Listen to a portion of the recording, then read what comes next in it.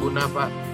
Ya, Berguna karena supaya kita belajar tidak judgmental ketika ada tim kita yang sedang minta saran atau apapun itu. Jadi kita lebih mendengar dibandingkan kita lebih memberikan feedback.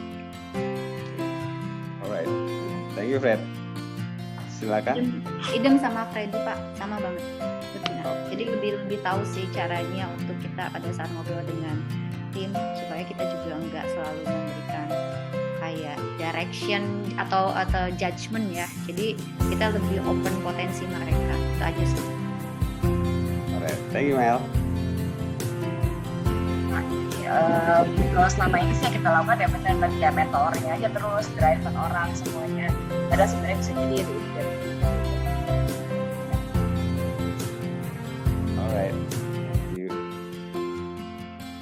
Mas Panji.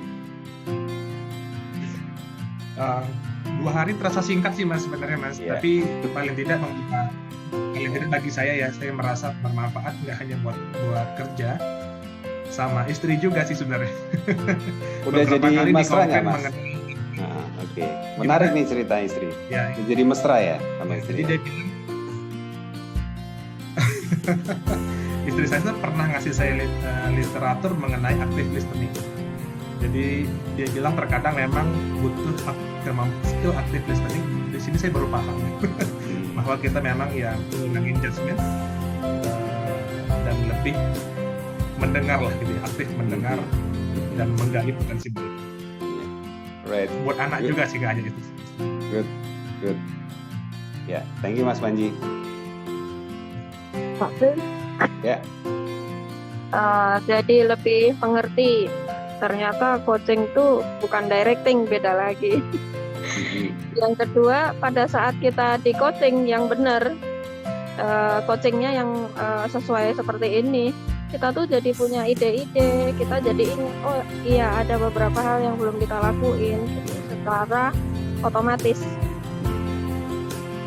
Positifnya seperti itu. Ya. Thank you Bang Galuh. Mas Oke, Dwi. dari saya Pak, sangat bermanfaat. Saya benahi ya di 2 hari ini saya belajar menjadi coach, saya juga belajar menjadi coachee juga yang di coach. Jadi ada 2 hal dan terima kasih banyak karena menurut saya metode grow ini oke banget Pak buat implementasi Pak. Terima kasih Pak Prima. Ya, thank you Mas Dwi. Silakan. Ya, Novi. Ya Mas Prima berguna sekali, diingatkan lagi gimana kita sebagai leader ya. Jadi apalagi saya ada anak yang baru ditaruh gitu kan. Jadi ya berarti PR-nya masih banyak. Jadi kadang kita cuma memikirkan oh gimana biar pekerjaan KPI tercapai gitu ya. Karena kita ya udah directing aja lebih. Jadi ya banyak prakteknya. Siap. Thank you Nov. Yang belum, Mas Agung atau Ido dulu? Kalau dari saya Pak ya sama seperti kata Mbak Galuh. Jadi dengan proses coaching ini bisa memunculkan ide-ide yang sebelumnya cuma terpendam gitu. Nah, ketika kita banyak tanya juga kita bisa merasakan, kalau buat saya ya bisa merasakan empati gitu, put ourselves in their shoes, seperti apa gitu, apa yang mereka rasakan. Oh jadi selama ini ternyata perasaan mereka begini.